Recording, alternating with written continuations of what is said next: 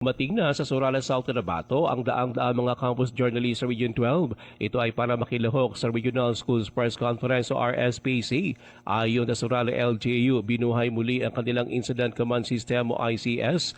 Kasabay din ito ang pagpapalakas ng Disaster Preparedness and Response Initiatives.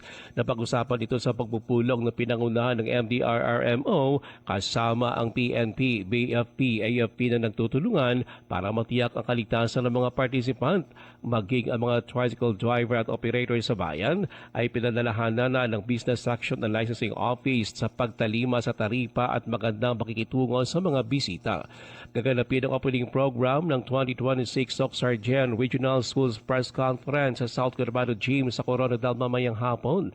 Magiging keynote speaker naman ang multi-awarded broadcast journalist si Alfonso Tomas Atom Araulio na ngayon pa lang ay may hamon na sa mga student journalists. Sa mga campus journalists at delegates ng RSPC, excited na po ako na makasama kayo para pag-usapan ng journalism, ang paghahanap ng katotohanan at syempre ang mga responsibilidad na kaakibat nito. So meron po akong bagong mga kwento, sana marami rin kayong mga tanong. Ang RSPC ay journalism competition para sa public at private elementary at secondary schools. Ang mga ito ay magpapaligsahan sa iba't ibang larangan ng print at broadcast journalism.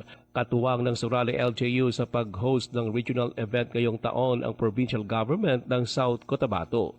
Ruel Osano, NTBC Bida Balita.